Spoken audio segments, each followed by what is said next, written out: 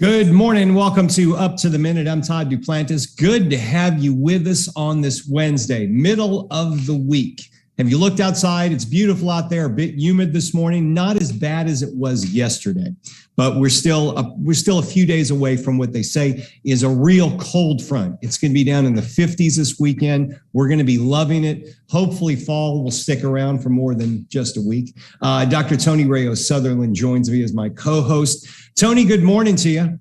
Good morning. Yeah, I'm waiting for Halloween, when the grandkids come and we go walking around. I hope that weather's going to be good for that night. Yep. Hopefully so. Just a little news flash for everybody. I don't know if you've been keeping up with it, but, William Shatner, Captain Kirk, actually launched into space a few minutes ago, and looks like they're already back on Earth. So they had a successful flight, and I thought it was going to go on longer than that. I thought they were going to actually put him in space, but I guess they go to the edge and then they disengage the rocket ship and it just floats back to Earth with some parachutes. Very uneventful, but good for him. He's like 91 and he's launching into space. Can you believe that? Finally gets in there. I just wonder if he finally really goes into space, right? I wonder if he did the open for Star Trek, space, the final frontier. Did he do that for the people inside the cockpit? At least I hope so, because that would be a moment. Sure. Hey, if you didn't know, if you've been living under a rock or haven't watched this, at least for the last few months, you would know that we're back on HCCTV with this show. We're on daily at noon and at 5 p.m. So if you don't catch us live on Facebook or YouTube, you can always join the rebroadcast at noon and 5 p.m. on HCCTV. And we're all across social media, Tony. Absolutely. Just look for Houston Community College District, and you will find us on Facebook, YouTube, LinkedIn, Twitter, and Instagram. That's right. We're all across social media. So we had a second guest, but she was having some camera problems. So we're going to hashtag today Wacky Wednesday. We're not sure if she's going to be with us or not, but Tony may be filling in for her if she doesn't join us to fill in for the 10-minute block. Yeah, because one way or another, folks, you're stuck with us for about half an hour. That's the bad news. The good news is we do have one great guest who's joined us, Helen Collier. You've seen her before on several of our shows. She's the president of Permit Us Now, and she's also an alumni of the HCC Business Plan Competition going back to 2016. How are you, Helen? I am fantastic, Todd. I appreciate that. And the fabulous Tony as well. Thank you for having me. Yeah, it's good to see you again. I think we talked about a year or so ago. Mm-hmm. I know you and I have taken part in some of the business plan competition award shows and all that. Maybe you can update us on how things are going for Permit Us over the last 18 months, especially since COVID hit. How did you guys work through that? How is business now, and where are you guys now? Mm-hmm. Yeah, thank you for that question. I mean, we are blowing and going, if you allow me that term. 2020 was a very strong year for us as key clients of ours, such as HEB and some of the grocery stores, were continuing to make sure that their buildings were expanded and provided the necessary offerings for the communities in which they serve. So Permit Us Now, as you know, Todd, I mean, we handle building permits for clients such as an HEB, which is a project owner, and or either their architects or contractors, to help them save time and money, and of course to get their permits in a timely manner so that they can be open. And so it's a huge opportunity for us, and we have having a lot of fun serving our clients, and we're growing. We're excited about that. Well, it's good to hear that. And I know several businesses that are trying to get open right now, and it seems like the longest stretch and the most tedious one are getting the right permits in place. And that's where you guys can offer people some relief, with not only savings, but also saving the time of business owners and people who are in charge of these projects, because you could spend an endless amount of time trying to get all these permits in place just so you can open your doors. Yeah, because keep in mind, Todd, and you're absolutely right. I mean, delays in getting permits cost money. right? And so a business is not able to start getting a return on their investment until those doors are open. Doors, roadway, whatever you may call it, that they're open and being used. That's so the importance of getting a permit so you can start construction in a timely manner, get wrapped up on schedule, and get open is significant. And we, back in 2016, when we were in the business plan competition, so excited to be a part of that program, we knew the pain in the marketplace, right? The pain and the frustration associated with delays in getting permits. Yeah. And so the business plan competition allowed us to shape and mold an idea that we had identified when we went through the Goldman Sachs 10,000 Small Business Program. But the business plan competition allowed us the environment, the shape and mold, a business model to be spot on in providing an ideal solution. And I'm so excited that we're grateful for the clients that we have, as noted with HEB, worked on CVS, Planet Fitness, Mod Pizza, do a significant amount of work for United Airlines, and on and on and on. And we're grateful for that. That's great news. And it's great to hear that you guys are experiencing success, but you also give back to the business plan competition, because I know that you've been working with the current contenders in the business plan competition. You're an ambassador, a sponsor, and a judge. Tell us about how you can go back and share your experience with the people who are going through the competition right now. Yeah, I mean, we know that it's exciting to be a small business owner. We also know it can be tough, and you can skin your knees along the way. So it was important for us, my technical manager and Maruf Jimma and myself, to be giving back, and we do that through cash sponsorships, which we've done that since 2017 after we graduated from the program in 2016. And then, of course, we participate in the judging of the pitches and just there as a coach and a mentor, saying it is possible, right? It is possible. Here's how we leverage the platform, and you can too. And we stand here as a $1 million business. And so we're grateful for that foundation. And we know with giving back, that's just the right thing to do, right? It's the right thing to do. Talk about the process and how somebody works with you, with your company. Do they buy a contract with you? Do they buy your services? Do they go to your website? How does it start? Do you meet with them? What is the first steps? And then how do you bring them about in the business? What does it look like? Yes, thank you for that question. And so for us, we are marketing ninjas. We have our fleet of trucks that travel throughout the state of Texas, and those are fully wrapped with our 800 number on there. So we may get a phone call coming through our hotline. And so then we are responding to those leads and then generating quotes from there. Okay. Other folks will come through the website at permitusnow.com. We'll fill out a request for quotes. And then we will, provide a phone call, do a brief consultation, generate a quote, and then lead them on from there. But I do want to note, Todd, that 85% of our business comes from referrals. Wow, so that's great. Even though we're getting leads coming from the marketing avenues that I just noted, 85% of our business comes from referrals, and that speaks volumes to the type of clients we have. Right. Yeah, testimonials are the best marketing you can get. Testimonies and referrals. I know it's been about 5 years since you've been through the business plan competition. You're now moving on, but what's next for Permit Us? You guys have grown. You're successful. You're $1 million business now. What are your plans and targets for the next couple of years? Sure. For the next 18 to 24 months, we are solidifying additional offices outside the state of Texas. We do have national clients. I mean, we do work for Pepsi and then some industrial clients outside the state. So we're going to be solidifying and growing our office in Jacksonville, Florida, which is key for us. In addition, we've had several calls from California.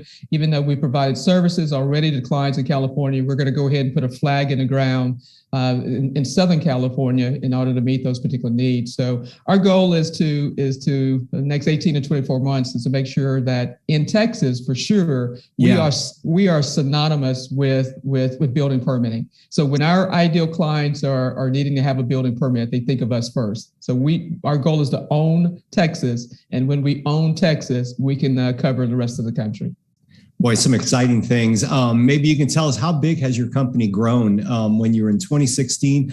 How many employees do you have, and what are you looking at right now? Sure. So in 2016, we started the business in fourth quarter of 2016, just a few months after the business plan competition, and it was clearly myself and my key team member, technical manager Maruf Jimma. That's what it was. And so now we have 5 employees. We're looking to add an additional 2 or 3. That's vital with the pipeline of work that we already have, and so we're thankful. We're very grateful for that. It's a good business, and I appreciate the business plan competition for helping us with molding and shaping that solution. They played an important role. Well, Helen, we appreciate you being here. Congratulations with Permit Us Now. And if you're interested in information in their company, we are going to put their website address in the social media post for the show. Helen, thanks for being here. Always a pleasure. Thank you so much. Take care. We'll see you soon. Okay, business plan competition. Yes, we'll be featuring stories like these on every Wednesday here on the show. So make sure you tune in every Wednesday. Tony, I think we have your guest online. Let's see. Janet, are you with us? Yes, I am. She's here. All right, there Janet. She is. Yay. Can you turn your camera sideways? Sideways? Yeah, there we go. There you go. We can see you better. All right, we can see better. I'm all right, sorry. That's all right. We're good. Student. So, I had to leave the clinical and stop by somewhere to have this interview. Well, we appreciate you doing that and taking the time to meet with us. I'm going to turn things over to Dr. Tony. She's got your interview questions, and we'll be good to go. Thank you for being here, Janet. Sure. Thank you.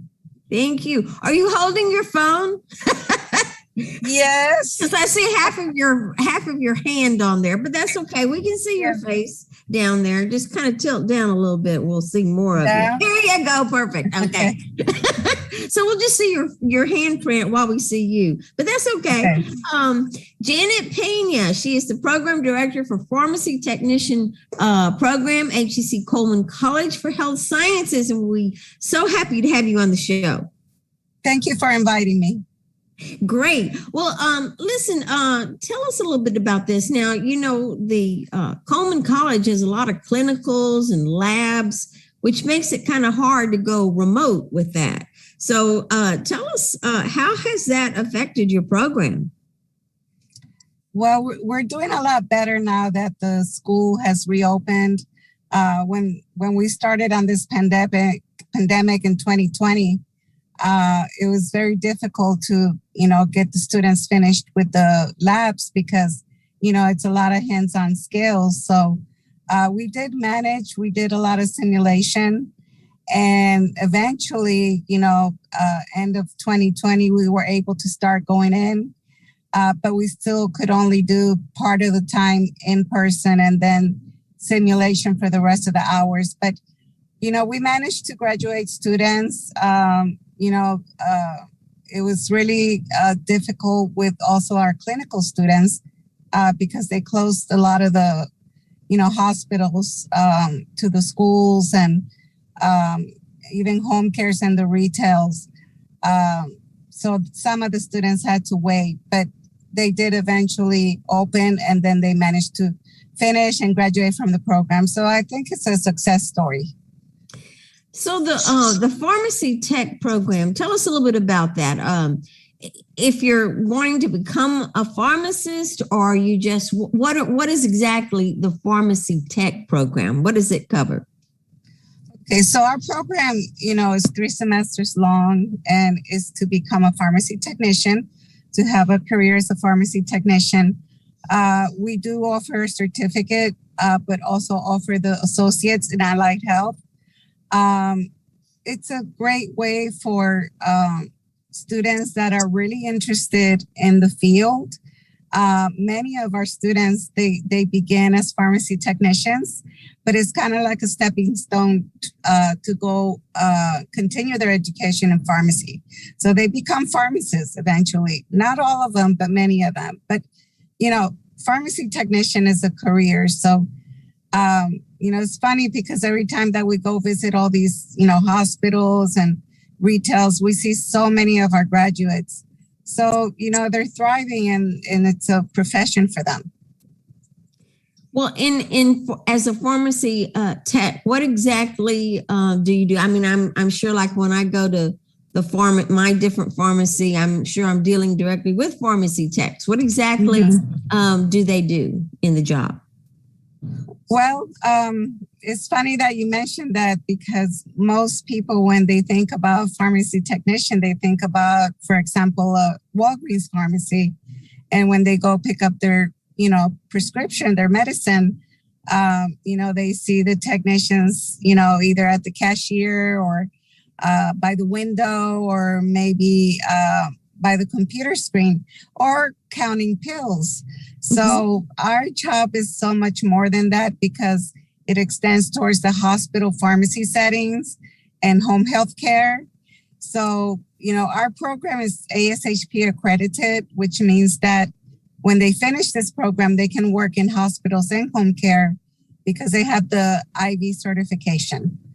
So it's a specialization, and, skills in hospitals are so different from retail.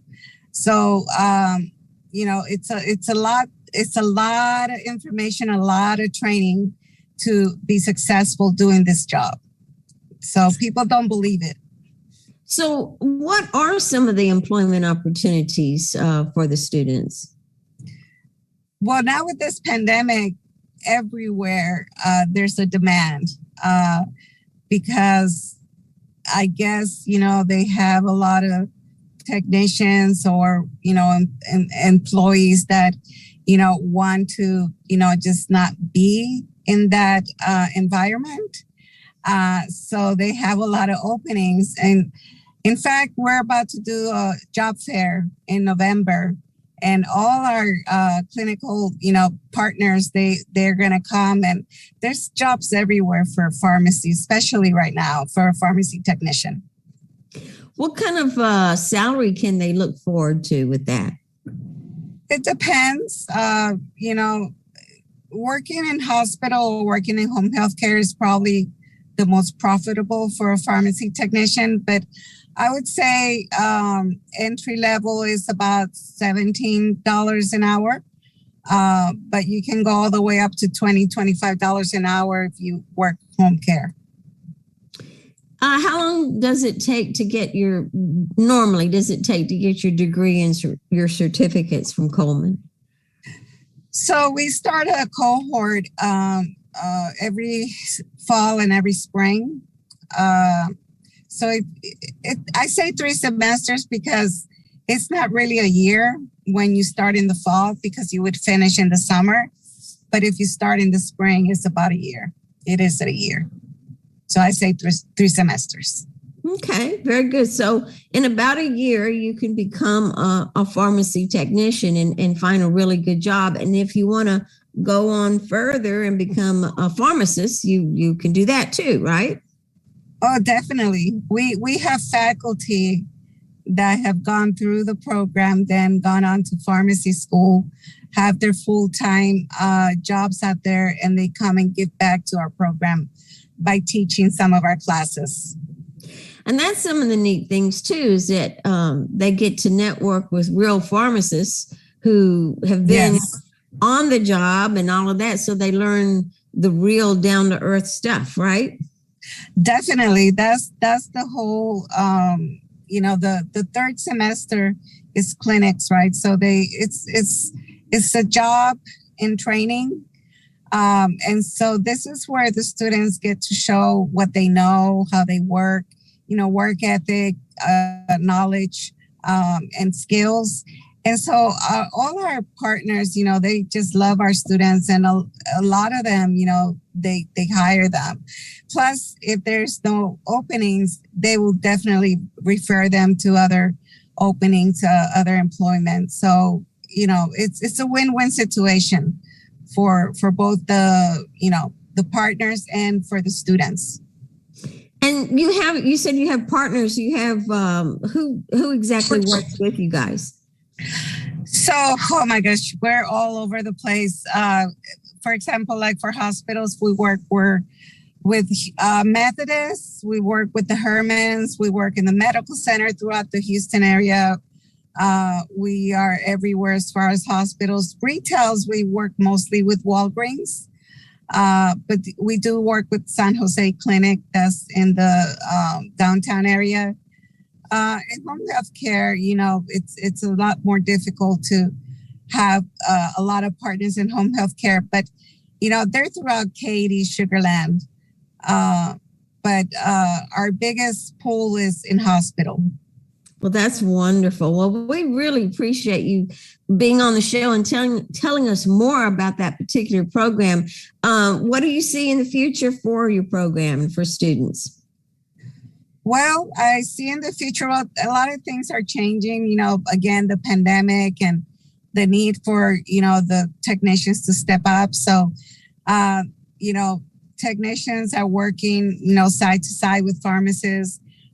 With immunizations, it's going to come a point where, pharmacists are going to be taken away from that side of their job, and probably technicians will be doing more of the immunization with the patients.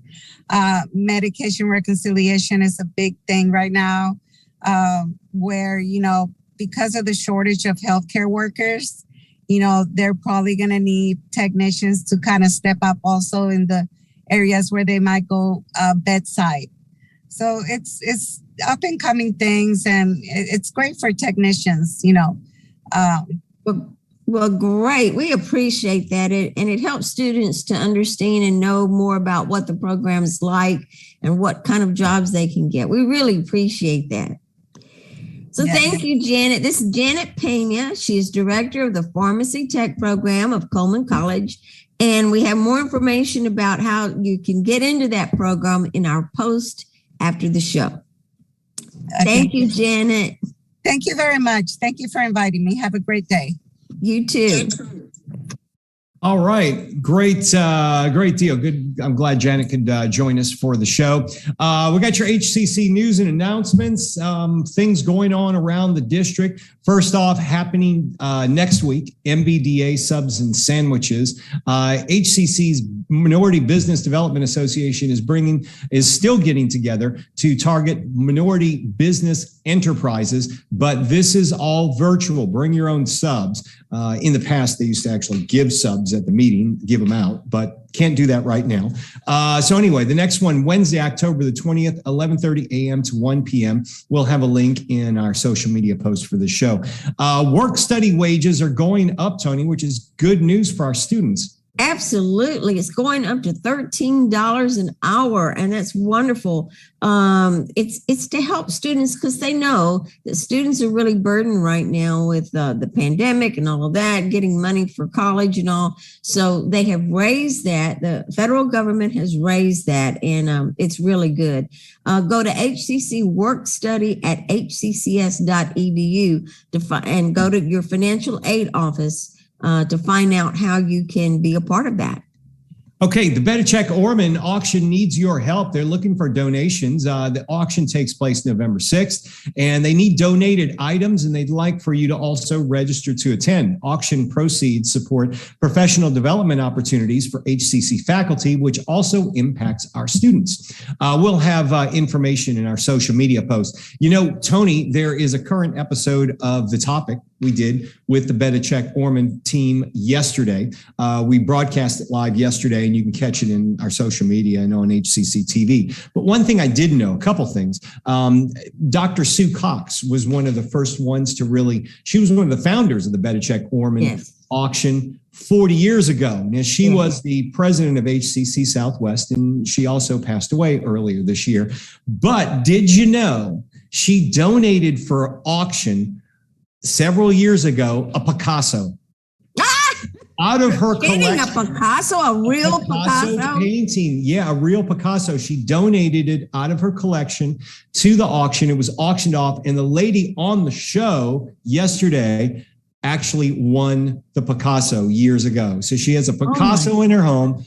courtesy of Dr. Cox when she donated it to the Better Check. Oh, that's wonderful. There's some really cool wonderful items, that you can auction for. There's also, they'll offer dinner with the chancellor or with a president of a college, and you can bid on those. So there's some cool items there, and that's happening November the 6th. Make sure you attend this year and donate some money. It's all for a good cause. Okay, Hunger Drive. That's happening as well, Tony. Yes, HCC psychology departments.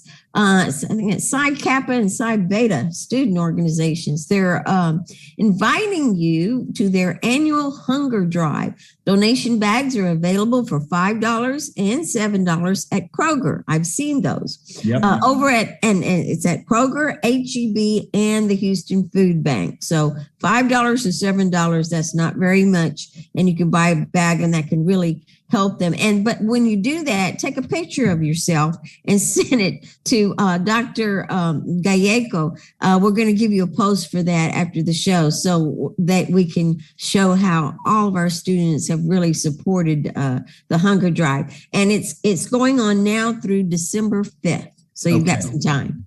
Okay, join the AI boom. Now that HCC has joined partners with Intel and Dell Tech, we're offering courses on data collection, AI, model training, coding, and the impacts of AI technology and more to help prepare students with AI skills for many in-demand careers. HCC's AI programs have garnered curricular, I should say, and technical support through our partnerships with these industry leaders to train students for a broad range of careers that call for AI skills. Who wrote this? Anyway, check the link in the post after the show, and you can learn more about registering for these programs. I didn't write it. I didn't write it. It had nothing to do with me. I didn't write it. Okay. All right. And we want to also remind you can still register for shortened classes at HCC. You can go to hccs.edu/now. Register today. I think, Tony, the last short session starts October 18th, which is right around the corner. That is correct, because today's the 13th. You only got the end of this week. That's about it. Yeah, and then we'll start registering for the spring shortly after that. So be mindful of that. And you also want to keep in mind in-person classes have returned on campus. So if you want to take classes in person, we're signing up for those for the spring now. Go to hccs.edu/now. Real quickly, tomorrow's Thursday Virtual Family Fun Day. Yes, and we will return to the Colonial Williamsburg for a robust menu of digital content, live streams, and virtual tours. That's right. That'll be cool. Yeah. And we'll also visit with HCC's Open for Business program. What's that all about? We'll tell you about it tomorrow. All right. Thanks for being here on Up to the Minute. I'm Todd Duplantis. She's Dr. Tony. We'll both be back tomorrow live, 10 a.m. right here.